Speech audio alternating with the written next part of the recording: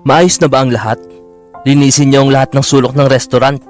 Kahit isang alikabok, wala dapat akong makita riyan. Aligagang utos ng manager na si Sherlyn sa kanyang mga empleyado. Mula sa kinatatayuan niya ay dinig na dinig niya ang bulungan na tila nais yatang iparinig sa kanya. Anong nangyayari? Bakit tarantang-taranta yata si ma'am? Hindi ako sigurado, pero darating yata ang may-ari kasama ang mga magulang. Siyempre, bago lang siya. Kailangan na perpekto ang lahat para mapa-impress niya ang boss. Kaya pala ang sungit, wika ng isang babae bago humagikhik. Araw-araw naman niyang masungit at parang dragon kung magbuga ng apoy. Biro naman ng kausap nito. Nanliit ang kanyang mga mata sa inis nang lingunin niya ang dalawa. Oh, anong tinatayo-tayo niyo riyan? Balik na sa trabaho. Binabayaran ba kayo para magchismisan ha? Nang gagalaitin niyang bulyaw, sabay na umiling ang dalawa. Kita niya ang takot at gulat sa mukha ng dalawa. Yun naman pala eh, bumalik kayo sa trabaho kung ayaw niyong kayo ang matanggal sa posisyon. Inis na babala niya sa dalawa. Tawagin niyo kagad ako kung may problema. Dapat perpekto ang lahat mamaya. Kung ayaw niyong lahat tayo ay mawalan ng trabaho. Bilin niya sa mga empleyado bago siya nagdadabog na tumungo sa kanyang sariling opisina. Bakit ba kasi bigla nagpagpunta ni Sir Neil dito? Maayos naman ang report ng kita. Hindi naman nalulugi ang lugar na ito. Pabulong na angil niya. Ngunit dahil wala naman siyang pagpipilian, ay gagawin niya ang lahat para ma-impress ito sa kanya. Patapos niyang gawin ang iilang na binbin niyang trabaho sa opisina, ay lumabas siya para tingnan ang estado ng restaurant. Nakahinga siya ng maluwag nang makitang maayos naman ang lahat. Malinis gaya ng kanyang nais, maliban na lamang sa isa.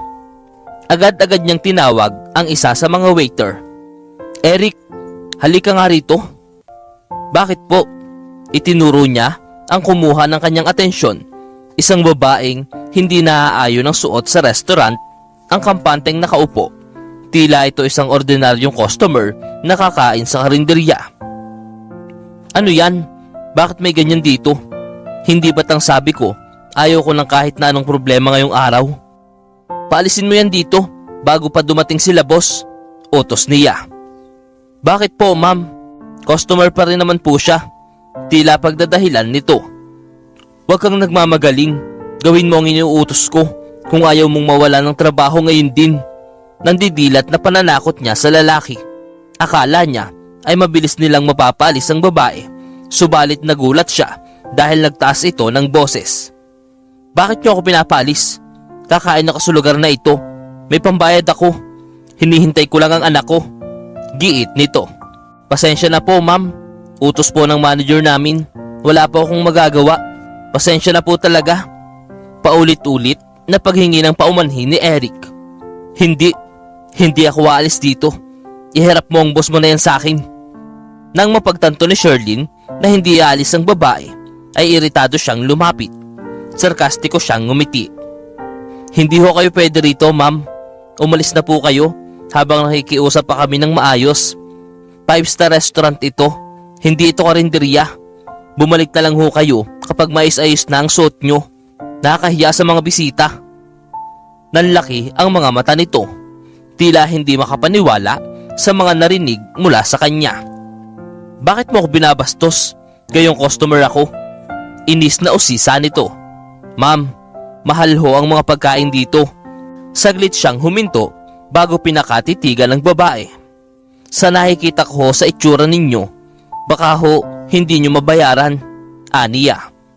Kaya kong magbayad. Nagpupuyo sa galit na angil nito bago na natiling nakaupo.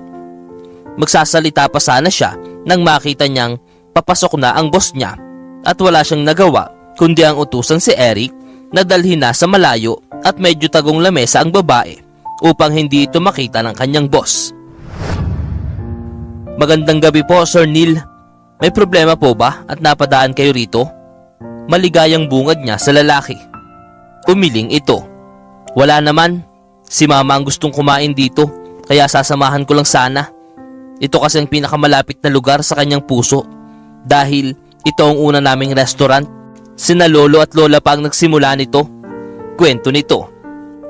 Nakahinga siya ng maluwag at sinamahan itong umupo sa nakareserbang lamesa para rito.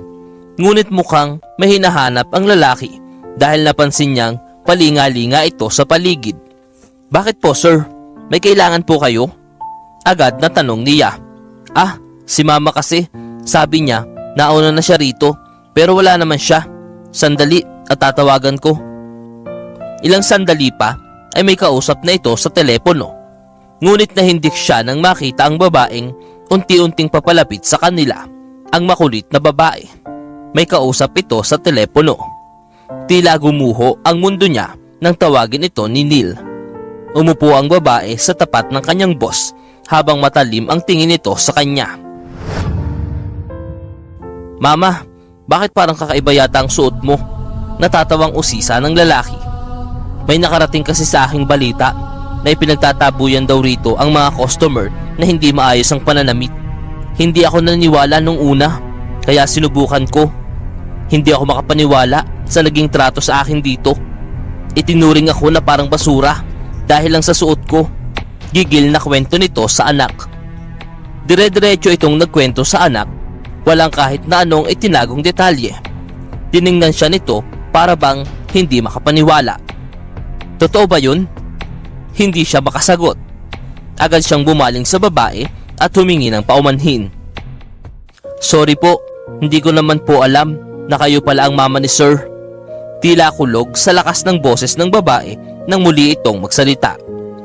Hindi mo pa rin pala maintindihan. Nanay man ako ng boss mo o hindi, wala kang karapatang maliitin ang kahit na sino dahil lang sa suot nila. Hindi ka tanggap-tanggap yun. Galit na sermon nito. Ang restaurant na ito ay itinayo para ma-enjoy ng mga tao, para makain nila ang lahat ng gusto nila at para pagsilbihan sila na parang tao, hindi para malait-lait lang ng kung sino. Hindi sila nagbabayad ng mahal para lang malait-lait mo. Wala namang dress code dito. Ikaw ba ang may-ari ng restaurant na ito para mag-imbento ka ng sarili mong patakaran? Inis pang pakli ng babae. Tila sinampal si Sherlyn sa pagkakapahiya. Yukong-yuko lamang siya at hindi makaimik. Mas lalo siyang nanlumo nang marinig ang boses ni Neil. Sorry Sherlyn, pero hindi ko gusto ang naging pamamalakad mo. Hindi tayo pareho ng pamamalakad na gusto. Kaya hindi tayo maaaring maging magkatrabaho. Ito na ang huling araw mo. Pinal na desisyon ni Neil. Tumango siya at umiyak na naglakad palayo. Sising-sisi siya, ngunit naiintindihan niya ang sinasabi nito. Natutunan niya na dapat niyang bigyan ng kaukulang respeto ang lahat. Dahil ang taong mapangmataas sa iba, dobleng karma ang siguradong babalik sa kanya.